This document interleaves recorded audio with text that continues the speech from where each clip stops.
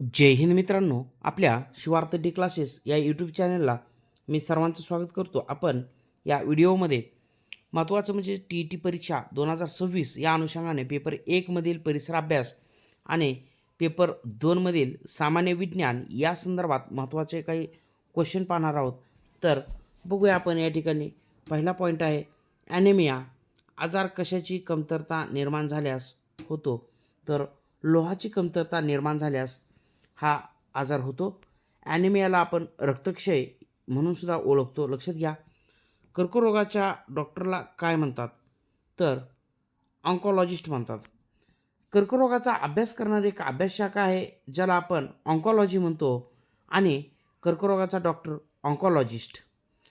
नंतर महत्त्वाचं विचारलं जाईल आपल्याला, कर्करोगाचं निदान करण्यासाठी कोणती टेस्ट केली जाते? तर बायोप्सी केली जाते.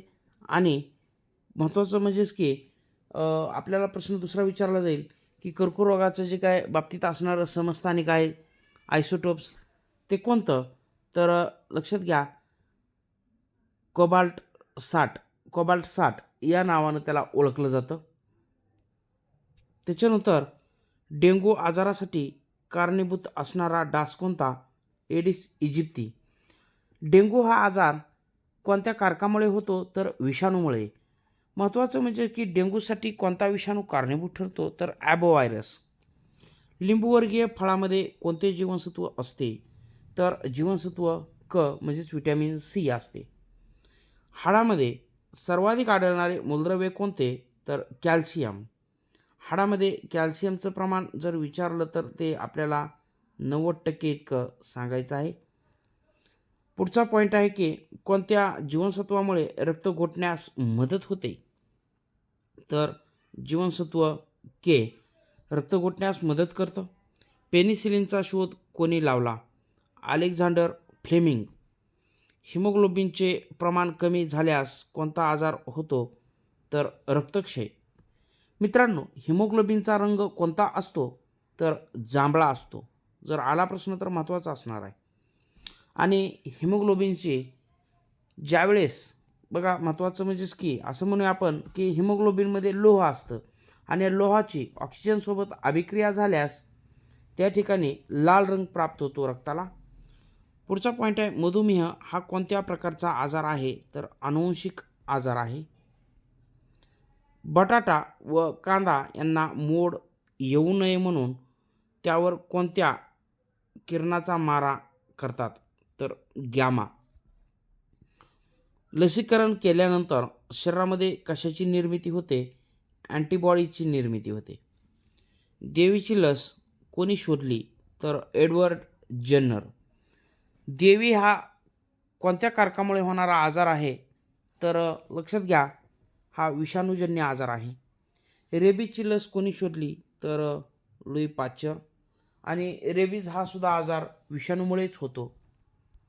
पुढे बघूया आपण पेशीची अनियंत्रित आणि अपसामान्य होणारी जी काय वाढ असते त्या स्थितीला काय म्हणायचं? तर कर्करोग म्हणायचं.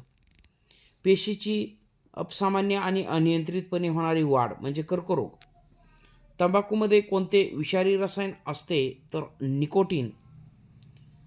त्याच्यानंतर हॅन्सनचा रोग कोणत्या रोगाला म्हणतात?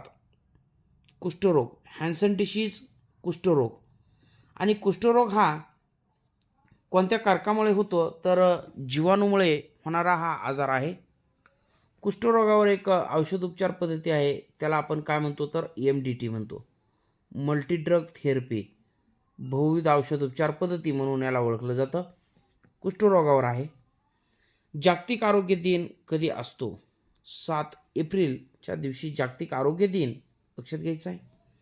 कावीळ हा आजार कोणत्या अवयवाला होतो? तर महत्त्वाचं म्हणजेच की या ठिकाणी लक्षात घ्या, यकृताला हा आजार होतो.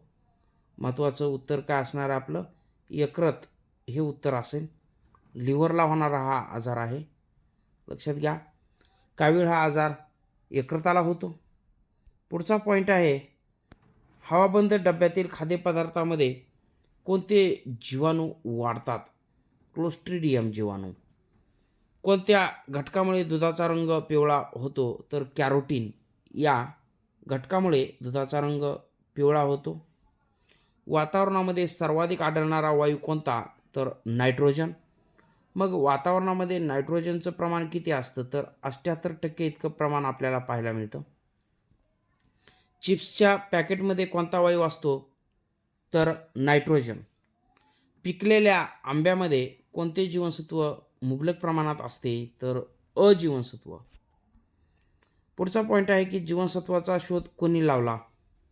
तर शास्त्रज्ञ आहेत फुंक यांनी महत्त्वाचा जीवनसत्वाचा शोध लावला. रॉकेटमध्ये कोणते इंधन असते? द्रवरूप ऑक्सिजन रॉकेटमध्ये वापरले जाते. ग्लुकेमिया आजार कोणत्या अवयवाला होतो? तर डोळा या अवयवाला हा आजार होतो.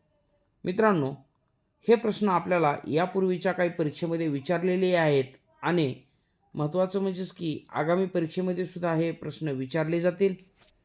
तर आपण जर माझ्या चॅनलला नवीन असाल तर शिवार्थ डी क्लासेस हे यूट्यूब चॅनल या ठिकाणी सबस्क्राईब करा आणि हा व्हिडिओ आपल्या मित्रापर्यंत शेअर करा. व्हिडिओला लाईक करा. मित्रांनो, भेटूया पुढच्या व्हिडिओमध्ये. तोपर्यंत धन्यवाद. जय हिंद. वंदे मातरम.